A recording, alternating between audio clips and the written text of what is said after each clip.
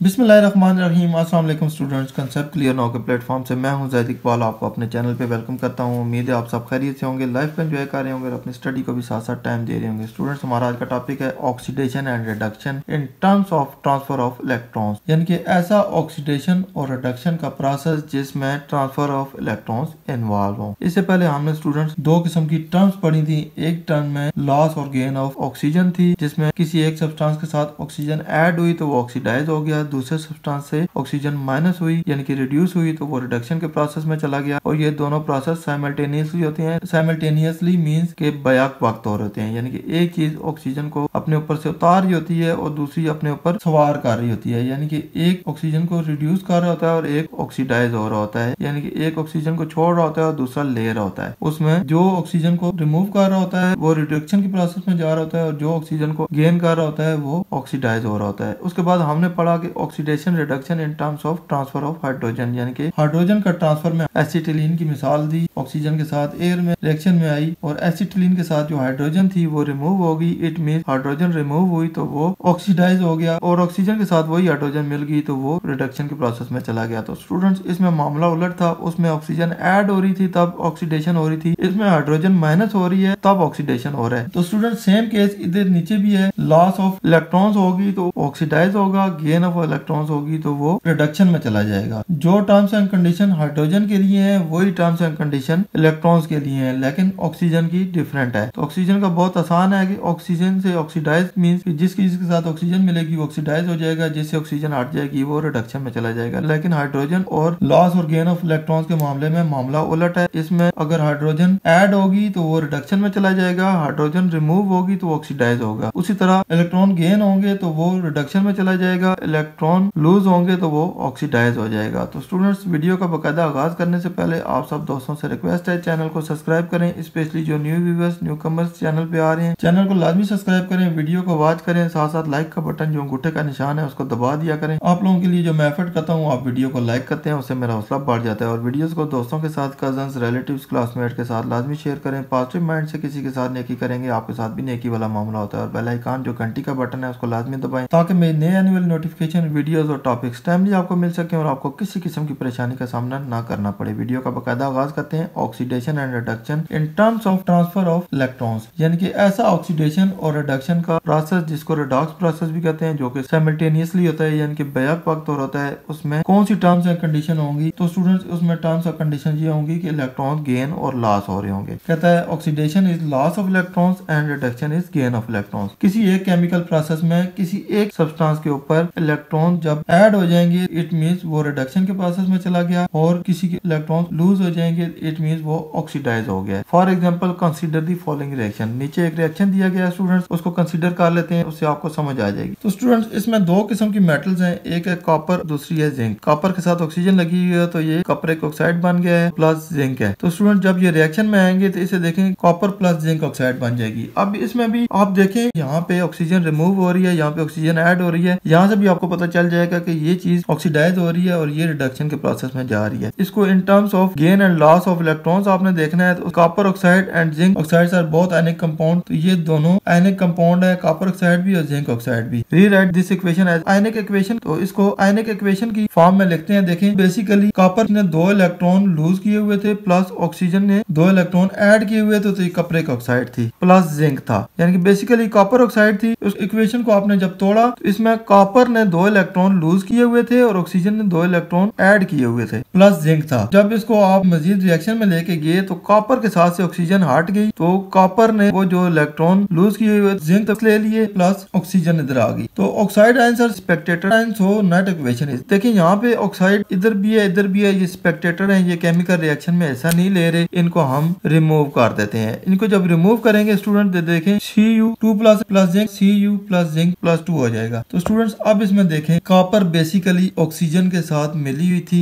Oxygen ने 2 electron gain किए हुए थे, कॉपर ने 2 इलेक्ट्रॉन लूज किए हुए थे, इसके साथ जिंक लगा। अब वही ऑक्सीजन जाके स्पेक्टेटर आयन बन गई। इधर कॉपर ने 2 इलेक्ट्रॉन जो लूज किए हुए थे वापस ले लिए, वो नॉर्मल हो गया, और जिंक ने 2 इलेक्ट्रॉन लूज कर दिए। देखें, कॉपर बेसिकली 2 इलेक्ट्रॉन इसके पास नहीं थे, +2 का आयन था, इसके ऊपर +2 के चार्जेस थे। इसने 2 इलेक्ट्रॉन गेन किए और कॉपर बन गया सिंपल, यानी कि इसने गेन ऑफ ऑफ इलेक्ट्रॉन किया, यहाँ पे 2 इलेक्ट्रॉन इसने गेन कर लिए। In oxidation state changes from +2 to 0। अब इसकी ऑक्सीडेशन स्टेट क्या चेंज होगी कि इसके ऊपर +2 का आयन था, 2 इलेक्ट्रॉन इसने गेन किए, वो +2 का आयन -2 के साथ बैलेंस हो गया। इट मींस इसके ऊपर नेट चार्ज 0 हो गया, यानी कि इसके ऊपर Cu2+ था, इसने 2 इलेक्ट्रॉन गेन कर लिए तो Cu+2 -2 हो गया, यानी कि Cu बैलेंस हो गया। अब इसके साथ कोई चार्ज नहीं रहा, यानी कि ये स्टेबल हो गया या न्यूट्रल हो गया, तो इसका चार्ज 0 हो गया। +2 इसके पहले था, -2 इसने 2 इलेक्ट्रॉन ऐड कर लिए। इट मींस जब इलेक्ट्रॉन ऐड करेगा तो रिडक्शन में चला जाएगा, इसकी ऑक्सीडेशन स्टेट चेंज होगी, ये रिडक्शन के प्रोसेस में चला गया। सो